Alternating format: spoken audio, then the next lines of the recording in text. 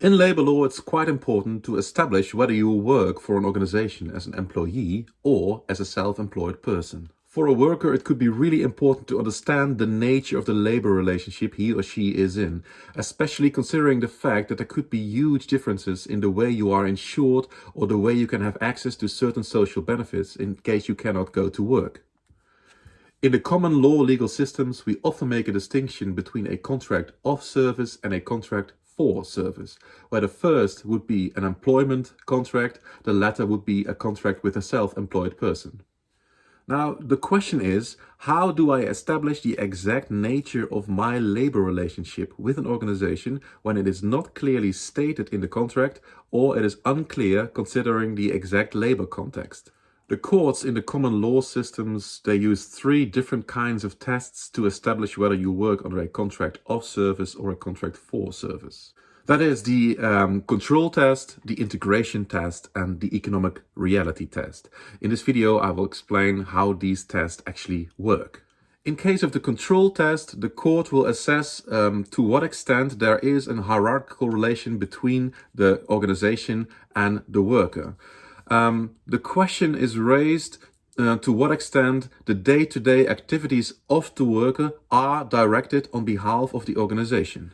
So, if there is someone on behalf of that organization that oversees how I perform my job, gives me day-to-day assignments and perhaps correct me if I do something wrong, well, using the control test, we then will have to conclude that there is a contract of service and not a contract for service. In case of the integration test, the court will assess to what degree I am actually a part of the organization.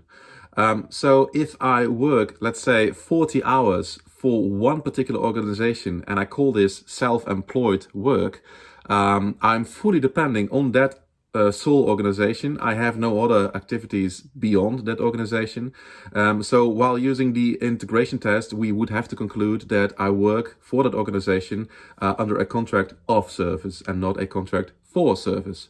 However, if I am, for instance, an advisor and I advise different organizations in their marketing strategy, then probably I will not work under a contract of service, but rather under a contract for service while using the integration test. In case of the economic reality test, the question is raised to what extent I personally bear the financial risk for performing the job, or perhaps to what extent the organization will bear the financial risk while I perform the job.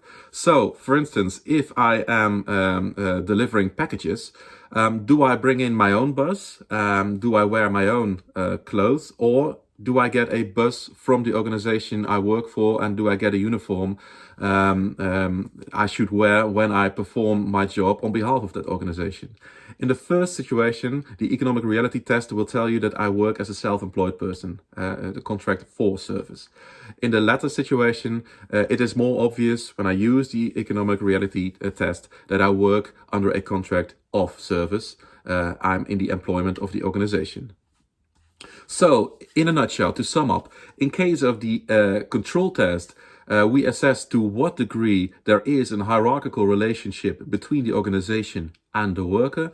In case of the integration test, we explore to what extent I am integrated in the organization. And in case of the economic reality test, we figure out to what degree I, as a worker, bear the financial risk for performing my job, or perhaps to what degree the organization bears the financial risk for me performing my job.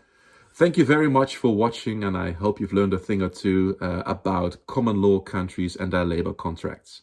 Bye!